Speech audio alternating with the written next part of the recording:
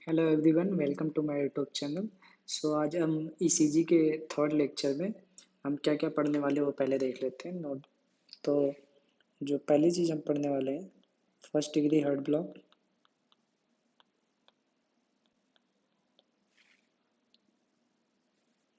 Then हम पढ़ने वाले हैं second degree heart block and third degree heart block और इनके मैनेजमेंट। तो हम स्टार्ट करते हैं फर्स्ट डिग्री हार्ट ब्लॉक से। तो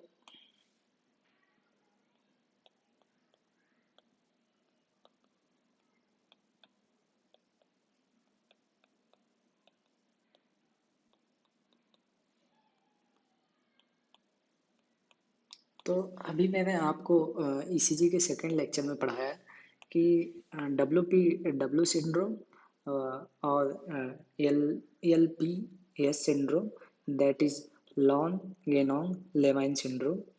वो दोनों जो डब्ल्यू एस सिंड्रोम जो था,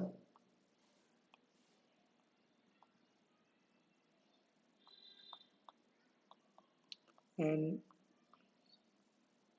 लॉन गेनोंग लेवाइन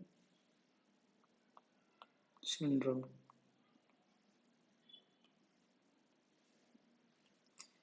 ये जो सिंड्रोम थे दोनों,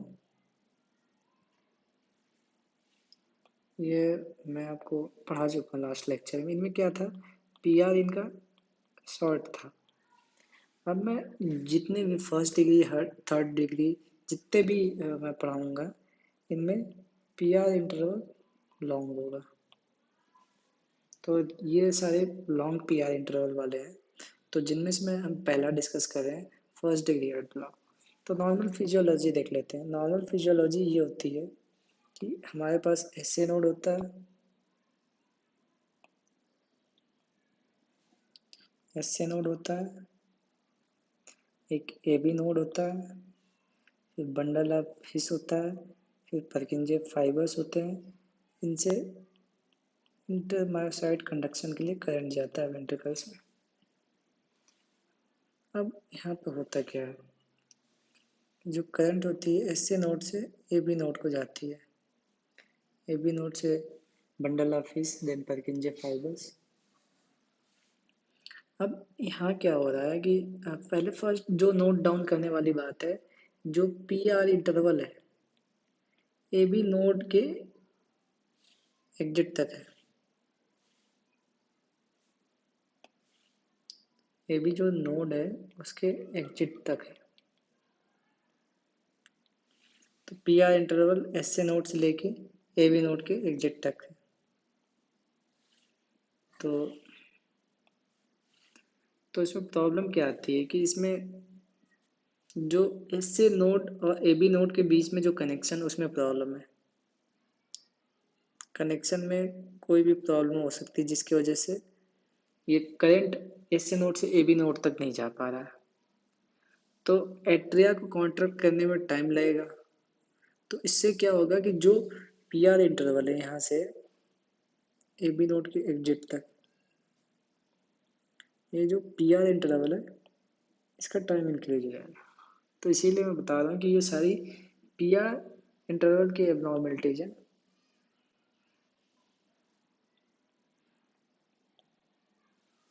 सारी पी आर इंटरवल के इंक्रीज होने की एबनॉर्मलिटीज, जिनमें सब में पी आर इंटरवल इंक्रीज होगा। तो ये सब किन कंडीशंस में हो सकता है, जो एस ए नोड से ए बी नोड के जो ट्रांसमिशन है उसको हैम्पर करें। तो ये कुछ कॉजेज हैं जिनकी हम यहाँ पे बात कर लेते हैं।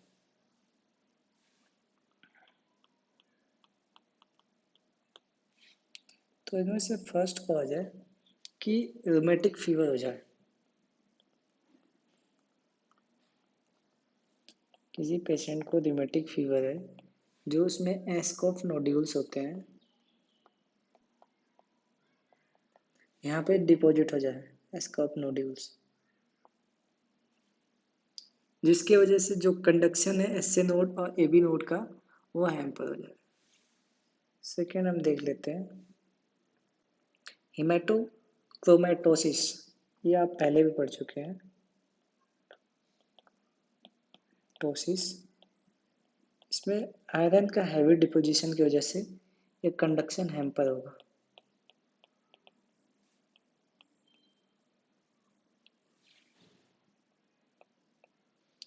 थर्ड पढ़ लेते हैं। थर्ड में क्या होगा, सार्कोइडोसिस।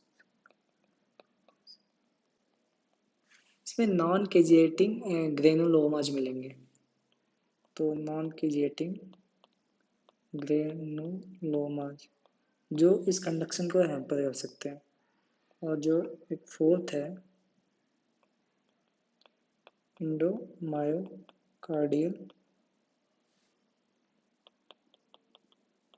फाइब्रोइलास्टोसिस।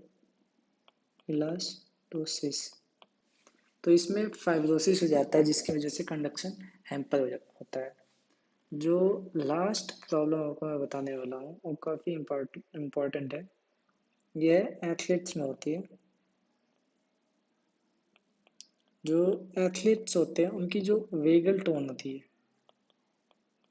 वो काफ़ी हाई होती है। जो एथलीट्स होते हैं, मैराथन रनर्स जो होते हैं, मैराथन रनर्स, उनकी वेगल टोन हाई होती है, उसकी वजह से पीआर इंटरवल इंक्रीज हो जाता है। तो इन पेशेंट्स में क्या मिलेगा, किस कंप्लेन से आएंगे पेशेंट से,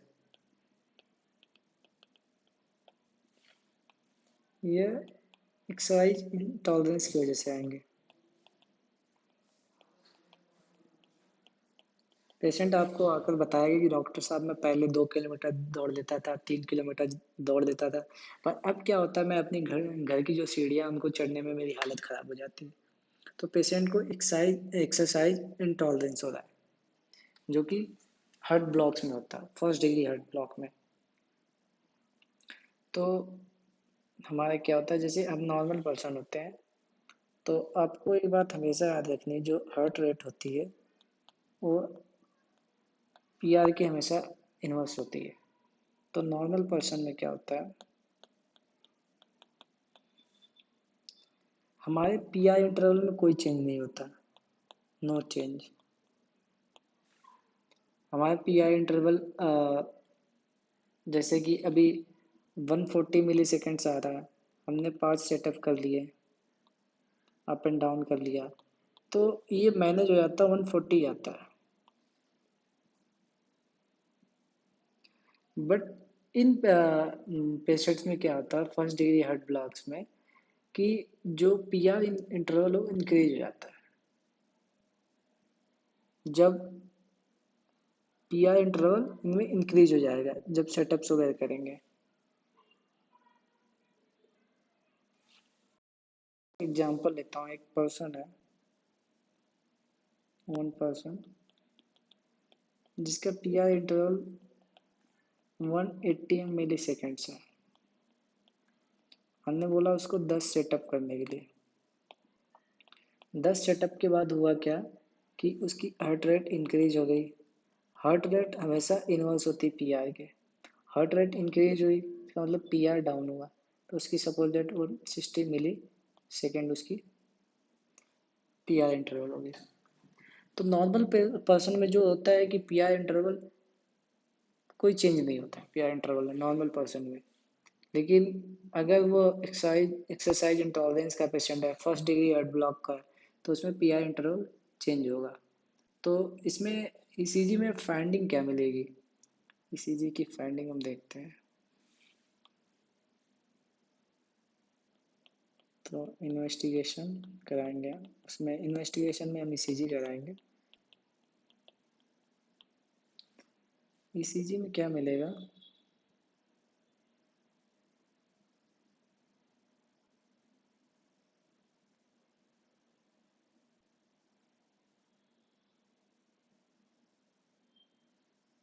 सॉरी एक बार फिर से बनाता हूँ।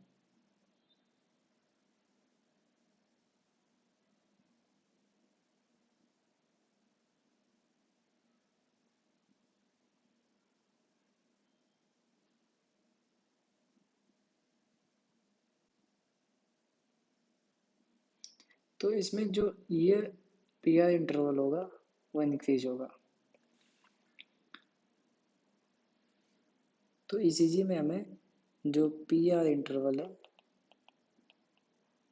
वह इंक्रीज मिलेगा। कितना इंक्रीज मिलेगा? मोर देन 200 मिली सेकेंड से ज़्यादा इंक्रीज मिलेगा। तो बात आती है कि इन पेशेंट्स का ट्रीटमेंट है कुछ? कोई ट्रीटमेंट है इन पेशेंट्स के लिए? तो आंसर है नो। बट फॉरेन में ओरल एट्रोपिन यूज करते हैं, जो कि इंडिया में अभी अवेलेबल नहीं है। तो ये हो गया फर्स्ट डिग्री हार्ट ब्लॉक, जिसमें कि पी आर इंटरवल चेंज होता है, जबकि नॉर्मल पर्सन में पी आर इंटरवल कोई भी एक्सरसाइज करने के बाद चेंज नहीं होता। फर्स्ट डिग्री हार्ट ब्लॉक में पेशेंट को एक्सरसाइज इंटॉलरेंस होगी। और let's see second type of heart block, second degree heart block.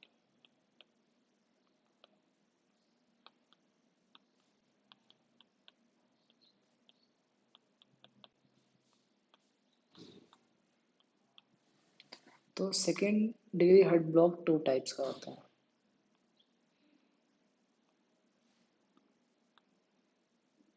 पहला होता है मोबिट्स फर्स्ट, दूसरा होता है मोबिट्स सेकेंड।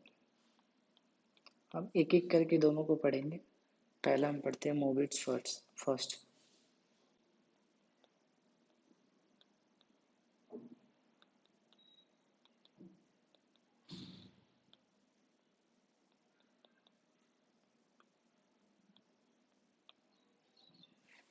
तो मोबिट्स फर्स्ट हार्ट ब्लॉक का दूसरा नाम है, also called Wenckebach phenomena. When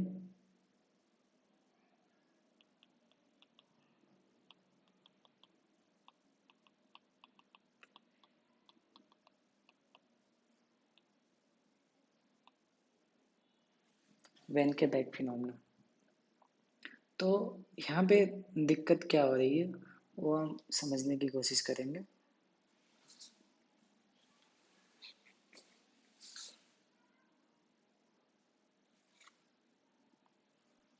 normally हमारे पास एसए नोड होता है, एसए नोड से करंट जाती है एबी नोड को, एबी नोड से बंडल ऑफ फिश के थ्रू परकिंजे फाइबर्स में लेफ्ट एंड राइट वेंट्रिकल्स को सप्लाई हो जाती है। अब कंडक्शन पाथवे इस तरह कुछ काम कर रहा है इस डायरेक्शन में, ये बंडल ऑफ फिश है। अब क्या हुआ कि एबी नोड में कोई प्रॉब्लम आ गई, यहाँ पे इंट्रा नोडल डिफेक्ट आ गया।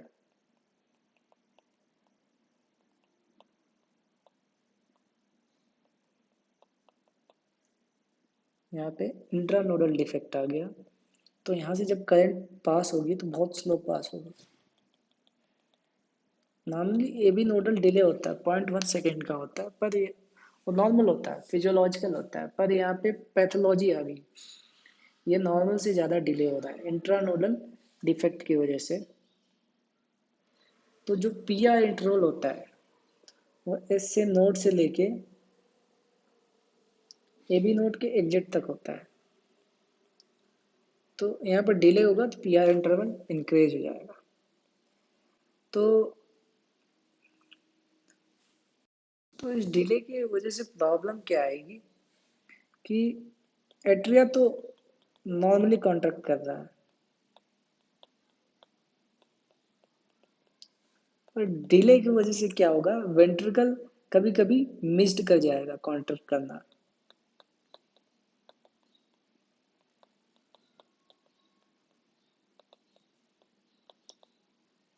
क्योंकि उस टाइम पे करंट ही नहीं पहुंच पाया तो वेंट्रिकल्स कॉन्ट्रैक्ट नहीं किए। तो हम देखते हैं यहाँ पे प्रॉब्लम क्या आ सकती है। Let's see.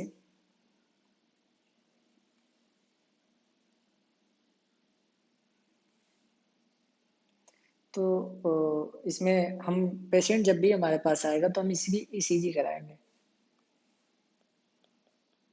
वर्ल्ड कप में हम इसके इन्वेस्टिगेशन में ईसीजी कराएंगे। तो देखते हैं ईसीजी में कैसा आ रहा है। ईसीजी में जो पीआर इंटरवल वो कैसा आ रहा है और मिस्ड बिट कैसी आ रही है।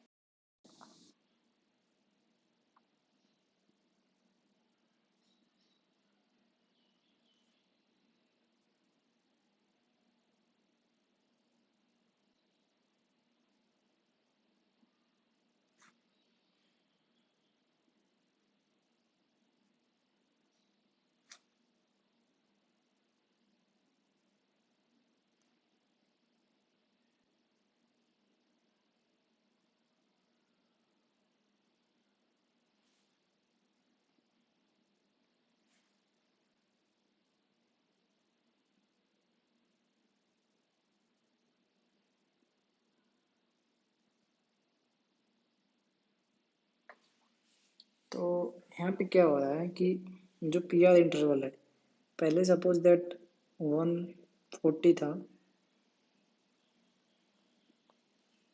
तो यहाँ पे 160 हो गया। इसके पहले 120 था। तो आप देख रहे हैं पीआर इंटरवल जो है वह इंक्रीज होता जा रहा है। पीआर इंटरवल जो है वो इंक्रीज हो रहा है।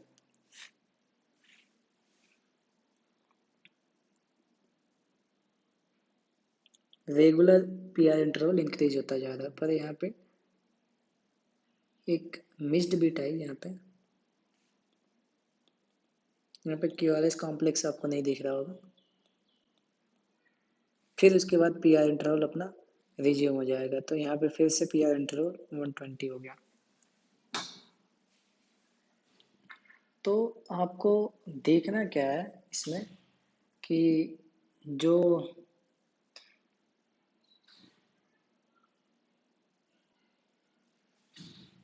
इसमें देखना क्या है आपको कि पहले तो मिस्ड बिट देखनी है। अगर मिस्ड बिट आ गई तो कंफर्म है सेकेंड डिग्री हार्ट ब्लॉक है।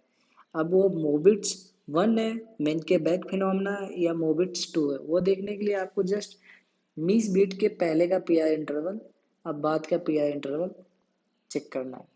अगर पहले का बिफोर फोर का पीआर इंटरवल होगा मिस्ड बीट के पहले का, और जो आफ्टर का पीआर इंटरवल होगा वो मिसमैच करेगा। तो ये होगा मोबिट्स 1 हार्ट ब्लॉक में। अब मोबिट्स 2 हार्ट ब्लॉक में प्रॉब्लम कहाँ है वो देख लेते हैं।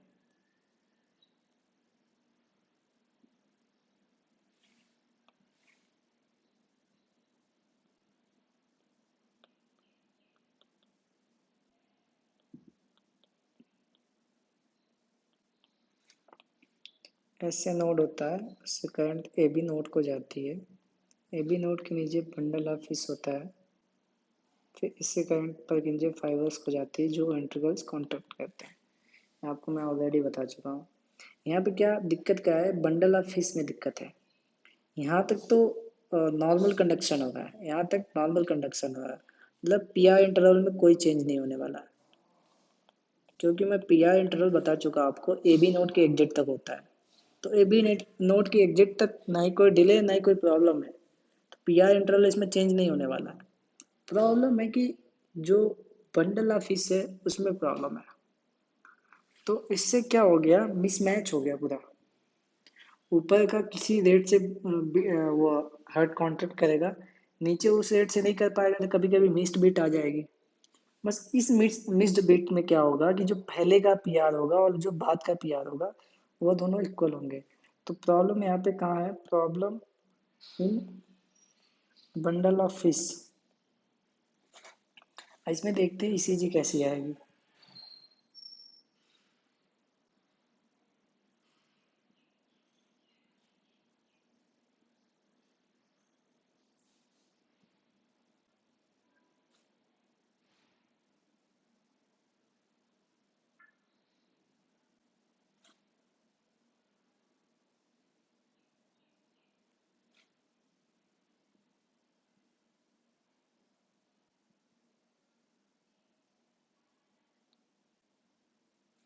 जब इसमें पीआर इंटरवल की बात करेंगे तो यहाँ पे भी 120 होगा, यहाँ पे भी 120 होगा, यहाँ पे भी 120 होगा, यहाँ पे भी 120 होगा, यहाँ पे भी 120 होगा। मतलब पी आर इंटरवल नहीं चेंज हो रहा, बस इसमें मिस्ड बिट आ रही है।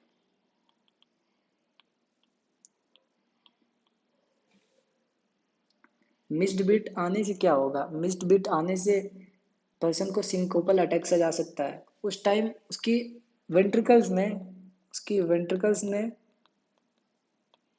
ब्लड ही पंप नहीं किया। प्रॉब्लम सेम है दोनों, मोबिट्स 1 और मोबिट्स 2 में। तो इससे होगा क्या, ब्लड ही नहीं पंप किया तो उसको, पेशेंट को चक्कर आ सकता है, सिंकोपल अटैक्स आ सकता है। या जब आप उसकी पल्स फील करेंगे तो आपको मिस्ड बिट पकड़ आएगी। या हो सकता है पेशेंट ही बताए सबकी मेरी बीच बीच में पल्स गायब हो सकती है। ऐसा जरूरी नहीं है कि जब उसकी मिस्ड बीट आए तो हर टाइम उसको सिंकोपल अटैक्स आए, डिजीनेस आए, ऐसा जरूरी नहीं है। कभी कभी उसको सिंकोपल अटैक्स आ जाता है, ऐसा हो सकता है। तो ये रहे मोबिट्स 2 और मोबिट्स 1 हार्ट ब्लॉक। तो ऐसा होता क्या है, रीजन क्या है? तो ये सब मोबिट्स 1 आप ले लो या मोबिट्स 2 ले लो, सब पोस्ट एम आई कॉम्प्लिकेशन है। जब पेशेंट्स को एम आई होता है तो गोल्डन जो 1 आवर पीरियड बोला जाता है,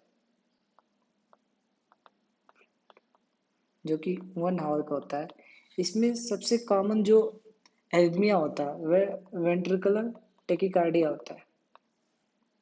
बट जो सबसे कॉमन ब्रेडिकार्डिया होता है वो मोबिट्स फर्स्ट एंड सेकंड टाइप का हार्ट ब्लॉक होता है।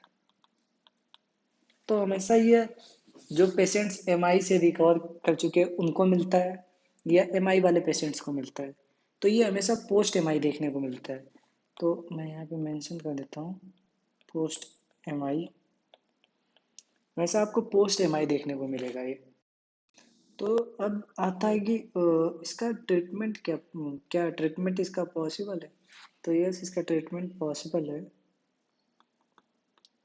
इसमें हमको टेम्पररी पेसिंग करनी होगी पेसमेकर से। जो थर्ड टाइप का हार्ट ब्लॉक है वह है 3rd degree heart block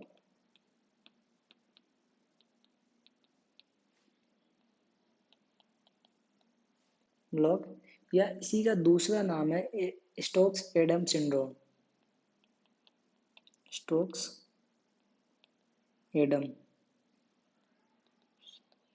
syndrome.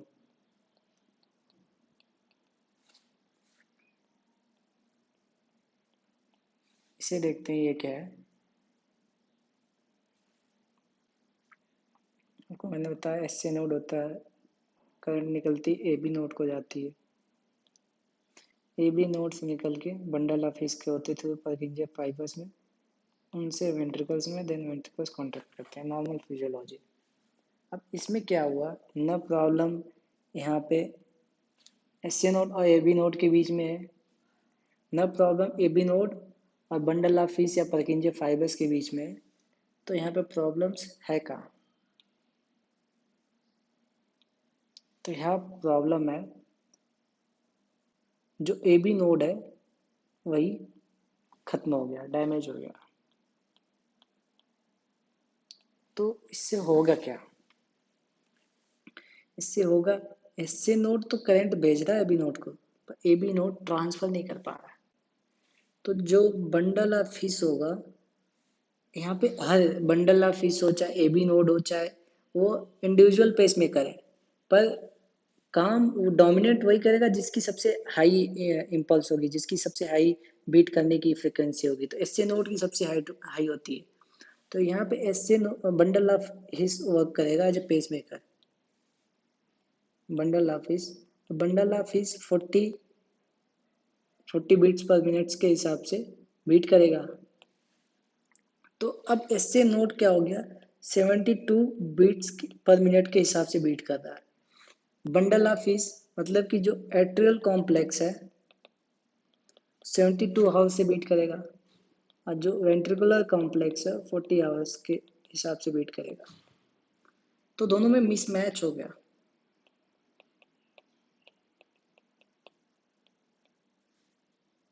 दोनों के वर्क में मिसमैच हो गया। तो इसमें क्या होगा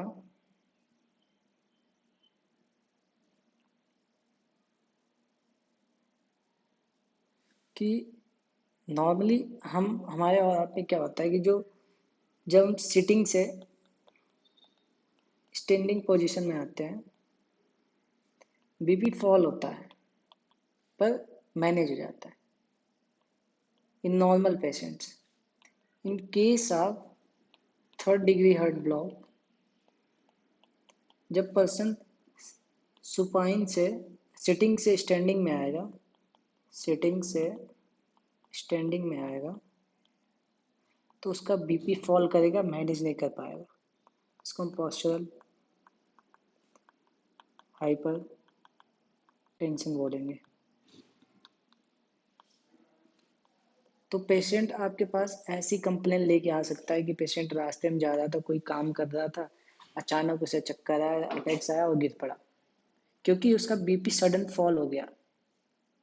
ऐसी आपको कंप्लेन आ सकती है।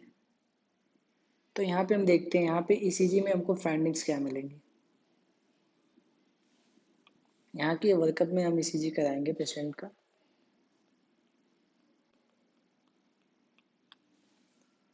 नॉर्मली क्या होता है कि हमारे ईसीजी में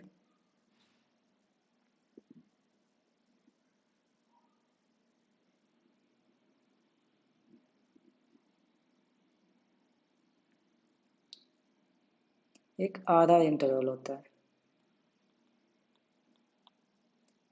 एक पीपी इंटरवल होता है,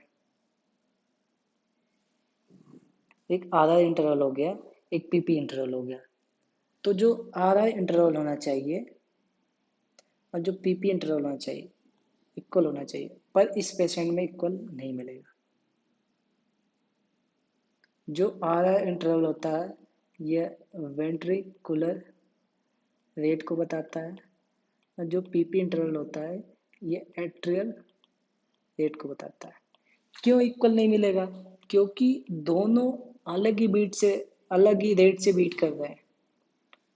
एक 70 पे कर रहा है, 72 पे कर रहा है, तो एक 40 पे कर रहा है, तो मिसमैच है।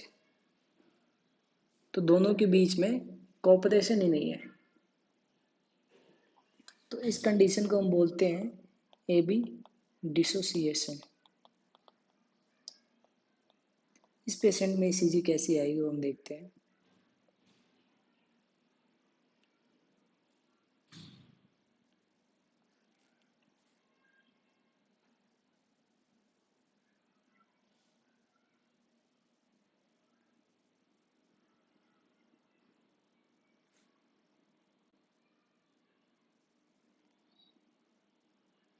ये देखिए आर इंटरवल है, ये हो गया पीपी इंटरवल।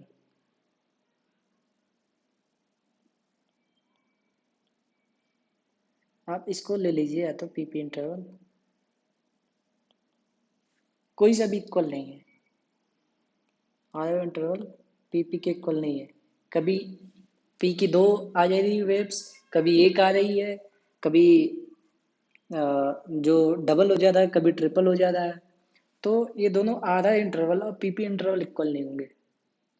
तो इसका ट्रीटमेंट क्या है? एक बार और आपको इसी चीज बता देता हूँ। Let me give one more minute.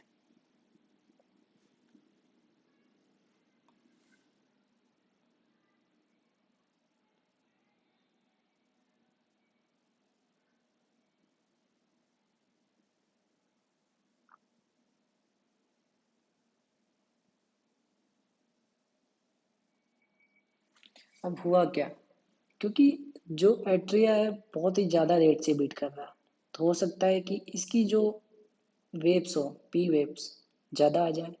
Ventricle काफ़ी कम रेट से बीट कर रहा है, तो हो सकता उसी जितना वेंट्रिकल्स का टाइम है, एक वेंट्रिकल्स की वेव में हो सकता है 2 पी वेव आप आ जाए।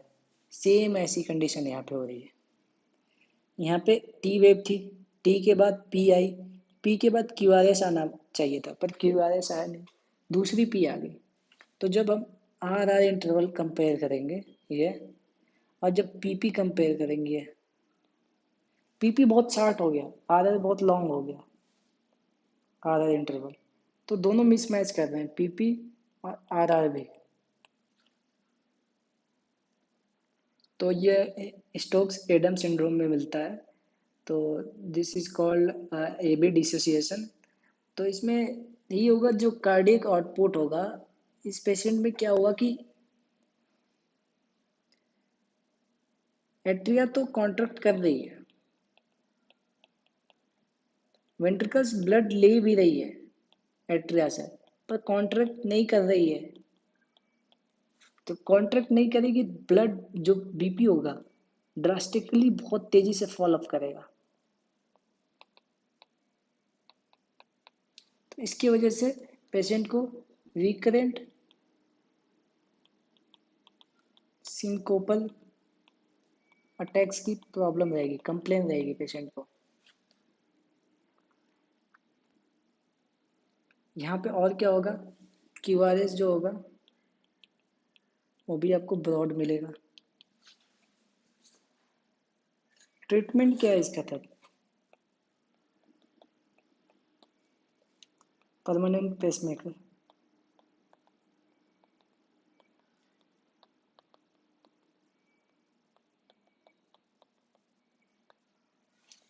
आप परमानेंट पेसमेकर ले लीजिए और इसको डिप्लॉय कर दीजिए पेशेंट्स में। देन वो एक कंटिन्यूस रेट से बीट कराएगा, एक एक अपनी रेट से 72 बीट्स पर मिनट से एट्रिया को भी बीट कराएगा, वेंट्रिकल्स को भी, जिससे बीपी फॉल नहीं करेगा और रिदम बना रहेगा, एबी डिसोसिएशन नहीं होगा। अब हमने 3 टाइप्स के हार्ट ब्लॉक पढ़ लिए, तीनों को हम कंपेयर कर लेते हैं। फर्स्ट डिग्री हार्ट ब्लॉक,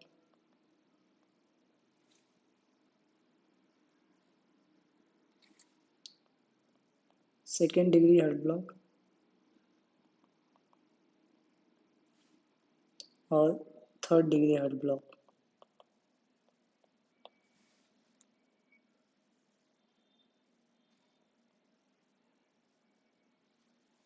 तो फर्स्ट डिग्री हार्ट ब्लॉक में क्या होगा कि A B S A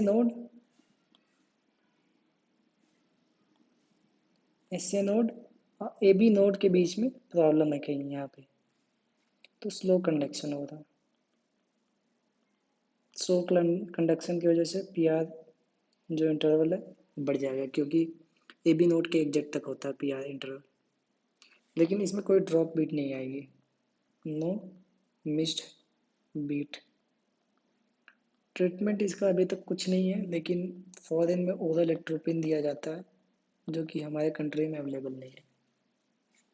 second degree heart block में 2 टाइप्स के थे। इसमें जो पहला था मोबिट्स 1, जिसको वैन के बैक फिनोमेना भी बोलते हैं, मोबिट्स 1। इसमें क्या हो रहा था कि ए बी नोडल डिले हो रहा था, एस ए नोड से ए बी नोड के पास करंट जा रहा था, पर यहाँ पे डिले हो जा रहा था ए बी नोड के पास, नोडल डिले। इससे क्या होगा, पी आर इंटरवल इंक्रीज हो जाएगा, तो जो इम्पल्स है वो इजली रीच नहीं कर पाएगी वेंट्रिकल्स तक, तो इसमें मिस्ड बीट मिलेगी। और जो बिफोर एंड आफ्टर के जो पी आर इंटरवल होंगे मिस्ड बीट में, वो अनइक्वल होंगे। अब यहीं पे मोबिट्स 2 में की बात कर लेते हैं।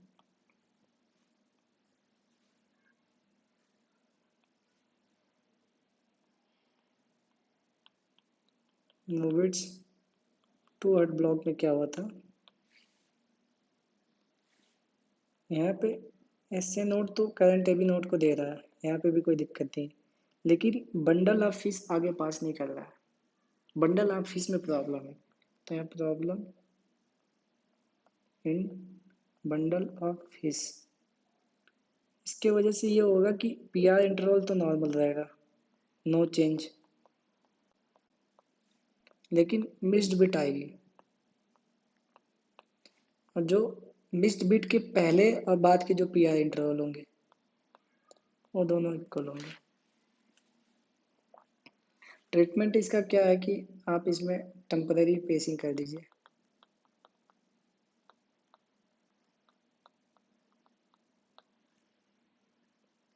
अब थर्ड डिग्री आर्ट ब्लॉक में आते हैं। तो थर्ड डिग्री आर्ट ब्लॉक में क्या होगा, एसए नोड से ए बी नोड को करंट जाएगा, पर ए बी नोड ही खराब है इसमें।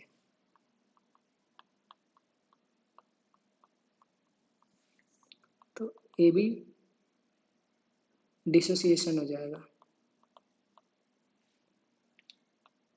स्टोक्स एडम्स सिंड्रोम भी बोलते हैं।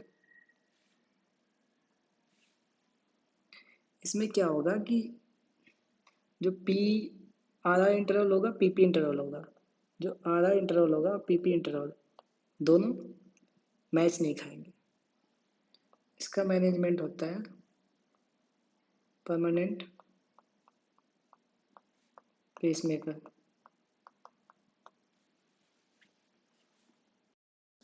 तो हम पढ़ लेते हैं किन किन कौन कौन सी ऐसी कंडीशंस हैं जिसमें पेसमेकर की रिक्वायरमेंट है।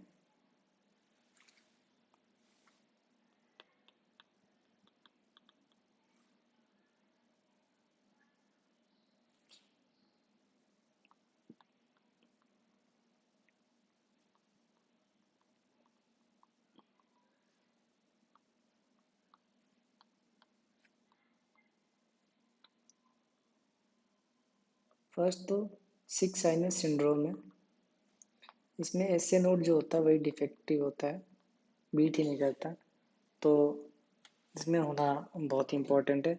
अगर एस ए नोड नहीं होगा तो इसमें जो जो पेसमेकर का काम करेगा वो करेगा A B node, I B node अपने हिसाब से बीट करेगा 45 से 60 पर मिनट। तो इस केस में ज़रूरत है six sinus syndrome, six sinus syndrome. तो उसी कंडीशन देखते हैं, ए बी नोडल डिफेक्ट है, कंप्लीट हार्ट ब्लॉक है, जो अभी हमने बात की थी।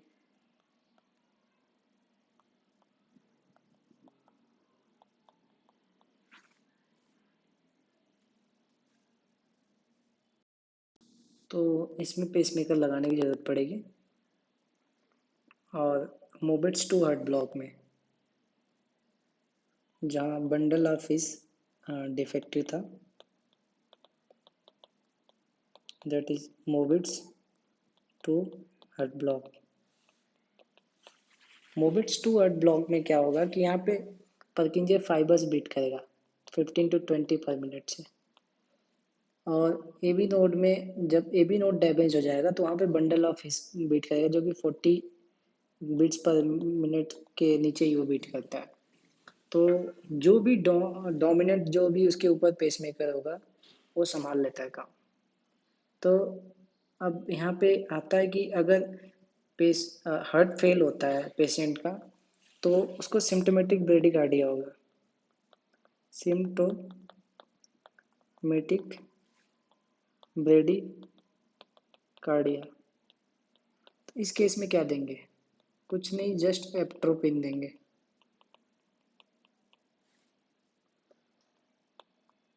वन एन की डोज देंगे और मैक्स डोज 3 mg होगी। तो अब बात आती है कि कौन सी साइट्स होती हैं जहाँ पे पेसमेकर पेश किया जाता है।